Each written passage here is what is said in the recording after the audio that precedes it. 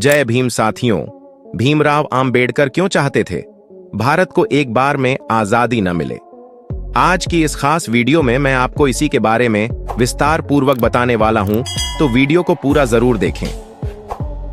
8 अगस्त 1942 को बंबई के गोवालिया टैंक मैदान पर हजारों की भीड़ थी।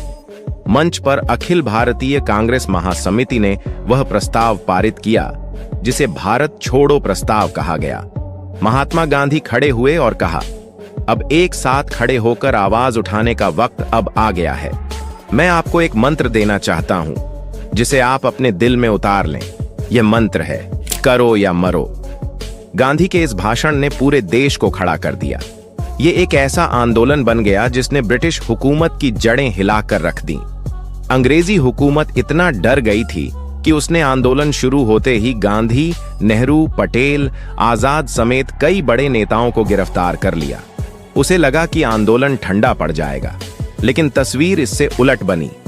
नेताओं की गिरफ्तारी के बाद जनता ने आंदोलन की बागडोर अपने हाथों में ले ली। संचार व्यवस्था ठप हो गई, रेल की पटरियां उखाड़ दी गईं। जनता और अंग्रेजी पुलिस के बीच कई जगह मुठभेड़ हुई। हाल ये था कि कई जगह बंदी जेल तोड़कर भाग निकले। गांधी की बात पर पूरा देश ब्रिटिश हुकूमत के खिलाफ हो गया था, लेकिन एक शख्स जिसकी काबिलियत पर खुद गांधी को भी कभी शक नहीं रहा, उसने इस आंदोलन का विरोध किया। इस शख्स का नाम था डॉक्टर भीमराव आम्बेडकर। आज हम जानेंगे कि आखिर क्यों भीमराव आम्बेडकर ने भारत छोड़ो आंदोलन का विरोध किया था। महात्मा गांधी और भीमराव आम्बेडकर की पहली मुलाकात अंग्रेजी हुकूमत ने गांधी को पूना के आगा खान पैलेस में नजरबंद कर दिया। विरोध में गांधी जी ने उपवास शुरू कर दिया। अंग्रेजों से नाराज होकर वायसराय की एग्जीक्यूटिव काउंसिल के कई सदस्यों ने अपने पद से इस्तीफा दे दिया, लेकिन डॉक्टर आम्बेडकर ने ऐसा करने से मना कर दिया। उन्होंने तर्क दिया कि पद से इस्तीफा देने से कोई लाभ नहीं होगा। डॉक्टर आम्बेडकर इस गतिरोध के लिए ब्रिटिश सरकार को दोषी ठहराने के पक्ष में भी नहीं थे। डॉक्टर आम्बेडकर गांधी के विरोधी थे और इसलिए उन्होंने गांधी द्वारा शुरू किए गए आंदोलन में उनका साथ नहीं दिया। इस तरह की बातें आम हो चुकी थीं। उस समय उन्हें देश विरोधी तक कहा गया, लेकिन क्या यह सच था? इस बात को जानने से पहले थोड़ा जान लेते हैं कि आखिर डॉक्टर आम्बेडकर और गांधी के संबंध कैसे थे। 14 अगस्त 1931 वो दिन जब भीमराव आम्बेडकर पहली बार महात्मा गांधी से मिले थे। इसके लिए गांधी जी ने खुद उन्हें पत्र लिखा था। बंबई के मणि भवन में हुई इस मुलाकात की चर्चा काफी समय तक सियासी गलियारों में रही। गांधी जी की बातें इतनी आत्मीयता भरी होती थीं कि विरोधी भी उनसे मिलकर उनके कायल हो जाते थे। लेकिन उस दिन गांधी की भाषा थोड़ी रूखी थी। उनके मुंह से पहला ही वाक्य निकला, तो डॉक्टर, आपको इसके बारे में क्या कहना है? यहां इसके से गांधी का मतलब दलितों की समस्याओं से था। जब महात्मा गांधी ने इस रुखाई से बात की तो डॉक्टर अंबेडकर ने भी उसी भाषा में जवाब दिया। हल्के तंज के साथ कहा, आपने यहां मुझे आपकी अपनी बात सुनने के लिए बुलाया था। कृपा करके वह कहिए जो आपको कहना है, या आप चाहें तो मुझसे कोई सवाल पूछें और फिर मैं उसका जवाब दूं। ये सुन गांधी और तल्ख होकर बोले, मुझे पता लगा है कि आपको मेरे और कांग्रेस के खिलाफ कुछ शिकायतें हैं, लेकिन मैं आपको बताऊं कि अपने स्कूल के दिनों से ही मैं अछूतों की समस्या के बारे में सोचता रहा हूं। तब तो आपका जन्म भी नहीं हुआ था। आपको शायद यह भी मालूम होगा कि इसे कांग्रेस के कार्यक्रम में शामिल कराने के लिए मुझे कितनी कोशिश करनी पड़ी। और यह सचमुच आश्चर्य की बात है कि आप जैसे लोग मेरा और कांग्रेस का विरोध करते हैं। अपना रुख जाहिर करने के लिए खुलकर बोलिए। इसके जवाब में डॉक्टर आम्बेडकर की बातों में भी तल्खी और व्यंग्य साफ देखा जा सकता था। बोले, यह सच है कि जब आपने अछूतों की समस्या के बारे में सोचना शुरू किया तब मेरा जन्म भी नहीं हुआ था। सभी बूढ़े और बुजुर्ग लोग हमेशा अपनी उम्र की दुहाई देते हैं। यह भी सत्य है कि आपके कारण ही कांग्रेस ने इस समस्या को मान्यता दी, लेकिन मैं आपसे कहूंगा कि कांग्रेस ने इस समस्या को औपचारिक मान्यता देने के अलावा कुछ भी नहीं किया। आप कहते हैं कि कांग्रेस ने अछूतों के उत्थान पर 20 लाख रुपए खर्च किए। मैं कहता हूं कि ये सब बेकार गए। इतने में मैं अपने लोगों का नजरिया बदल कर रख देता, लेकिन इसके लिए आपको मुझसे बहुत पहले मिलना चाहिए था। कहा जाता है कि इस बातचीत के दौरान काफी देर तक माहौल तनावपूर्ण बना रहा। पूना पैक्ट के लिए जब महात्मा गांधी अड़ गए, कहते हैं कि पूना पैक्ट को लेकर जो हंगामा हुआ था, उसके बाद गांधी और आम्बेडकर के बीच तल्खियां और बढ़ गई थीं।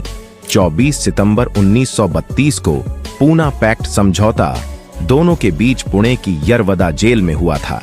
दरअसल भीमराव अंबेडकर भारत के दलित, शोषित और वंचित तबके को अधिकार दिलाने के लिए लंबे वक्त से लड़ रहे थे। काफी कोशिशों के बाद साइमन कमीशन 1928 में डिप्रेस्ड क्लासेस को पर्याप्त प्रतिनिधित्व देने को राजी हुआ। दस्तावेज तैयार हुए और 17 अगस्त 1932 को ब्रिटिश सरकार ने दलितों को अलग निर्वाचन का अधिकार दिया। दलितों को 2 वोट का अधिकार भी मिला।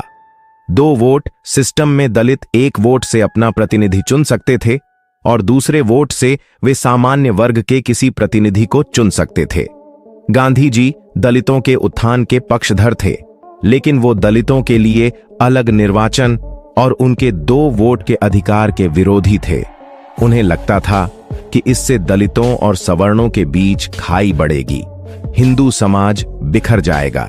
इसके विरोध में गांधी जी ने पुणे की यरवदा जेल में आमरण अनशन शुरू कर दिया। अनशन की वजह से महात्मा गांधी की तबीयत लगातार बिगड़ने लगी। देश के कई हिस्सों में भीमराव अंबेडकर के पुतले जलाए जाने लगे। उनके खिलाफ विरोध प्रदर्शन हुए। कई जगहों पर दलितों की बस्तियां जला दी गईं। आखिरकार बाबा साहब को झुकना पड़ा। 24 सितंबर 1932 को महात्मा गांधी और बाबा साहब अंबेडकर के बीच पूना पैक्ट हुआ। बताते हैं कि अंबेडकर ने बड़े बेमन से रोते हुए इस पर साइन किए थे। इस समझौते में दलितों के लिए अलग निर्वाचन और 2 वोट का अधिकार खत्म हो गया। हालांकि इसके बदले में दलितों के लिए आरक्षित सीटों की संख्या प्रांतीय विधान मंडलों में 71 से बढ़ाकर 147 और केंद्रीय विधायिका में कुल सीटों की 18% कर दी गई। गांधी को लेकर आम्बेडकर के क्या विचार थे, 1955 में डॉक्टर आम्बेडकर के एक इंटरव्यू से भी इसका पता लगता है। बीबीसी को दिए एक इंटरव्यू में उन्होंने साफ साफ कहा, गांधी जी कभी एक सुधारक नहीं थे, वो बिल्कुल रूढ़िवादी हिंदू थे। उन्होंने पॉलिटिशियन की तरह काम किया। मैं उन्हें महात्मा कहने से भी इनकार करता हूं। डॉक्टर आम्बेडकर क्यों चाहते थे भारत को एक बार में पूरी आजादी न मिले? फ्रेंच राजनीति विज्ञानी क्रिस्तोफ जाफरलो ने डॉक्टर आम्बेडकर की जीवनी लिखी है। क्रिस्तोफ के मुताबिक डॉक्टर आम्बेडकर वायसराय की एग्जीक्यूटिव काउंसिल के सदस्य थे।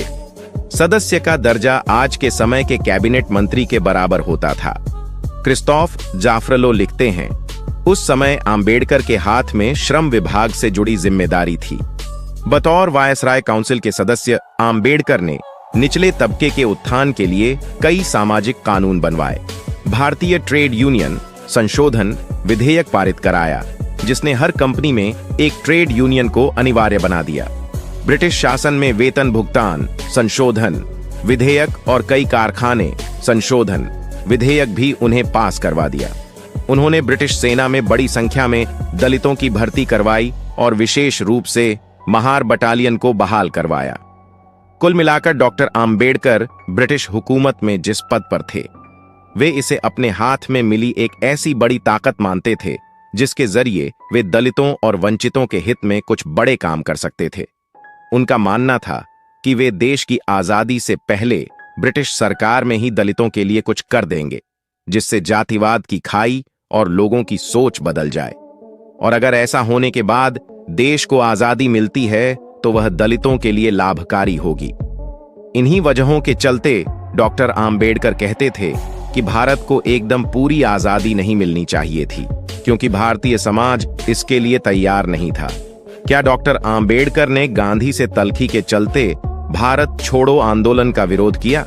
अंग्रेजों के भारत से जाने के बाद एक और बात को लेकर भी डॉक्टर आम्बेडकर डरे हुए थे। क्रिस्तोफ जाफरलो इस बारे बताते हुए लिखते हैं, जब भारत छोड़ो आंदोलन हुआ उसी समय द्वितीय विश्व युद्ध छिड़ा हुआ था। इस दौरान दुनिया ने जापानियों और नाजियों की हरकतों को देखा था। नेहरू की तरह डॉक्टर आम्बेडकर भी मजबूती से मानने लगे थे कि नाजी, इतालवी फांसीवादी और जापानी अंग्रेजों से कहीं ज्यादा खतरनाक हैं। ये सब देखकर ही आम्बेडकर ने अंग्रेजों के साथ मिलकर काम करने का फैसला किया था। दरअसल उन्हें यह डर था कि अंग्रेजों के जाने के बाद कहीं नाजी और जापानियों ने भारत पर कब्जा कर लिया तो परिणाम बहुत ज्यादा बुरे होंगे।